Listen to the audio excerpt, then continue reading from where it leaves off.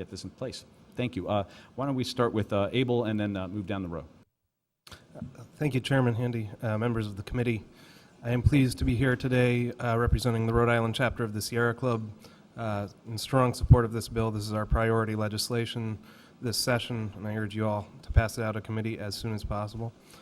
It seems like a long 2 weeks, but it was just 2 weeks ago that Senator Whitehouse was here speaking about federal efforts to deal with climate change.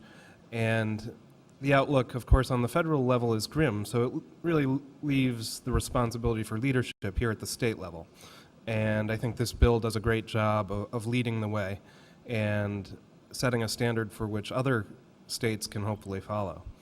I think the background that's behind this whole hearing today is the recent release of the newest IPCC report on Monday, which was very stark in its predictions for what's going to happen in the coming century.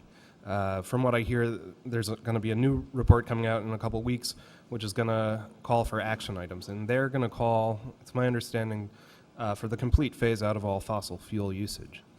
And I think we're going to need to see states taking action like this to meet those goals that are necessary to really avert the worst of climate change.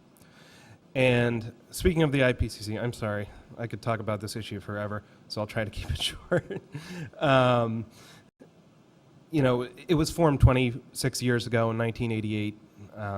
That same year, I was 10 years old. I was in Matunic Elementary School. I've had the great fortune of growing up and living in Matunic my whole life.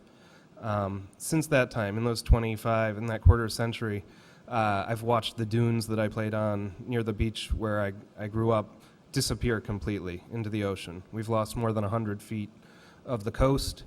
You've probably heard a lot about Matunic Beach Road, which has been a big issue.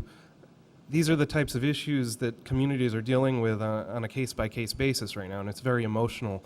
You know, I come at it from two minds. I see the ocean mist which could fall into the ocean, and the property owners down the road that want to keep their houses. And on an emotional level, I want to say, yes, we need to keep the road where it is. We need to do everything we can to protect these places. But realistically, it's a futile effort to do that in the long run. So we need to have coordinated efforts on the municipal level, at the state level, so we are actually dealing with these places and in not such an emotional way, and we're prepared for the future. As Representative Palumbo said, you got to be prepared, like the Boy Scout motto. I think Ben Franklin said, by failing to prepare, you're preparing to fail. Much in that light. So, like Chairman Handy said, I don't want to be the harbinger of doom. I think this bill also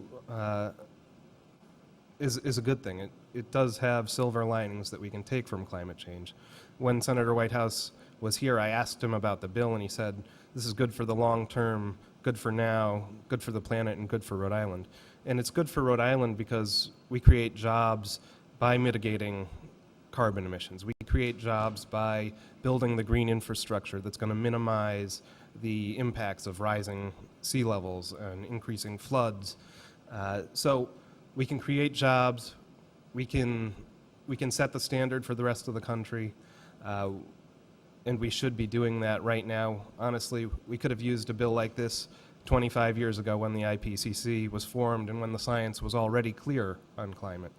If we had passed it then, we would have been ready for a storm like Sandy. We could have minimized those damages. And if we can do this now, we can prevent damages in the future, and we can grow the green economy of the future.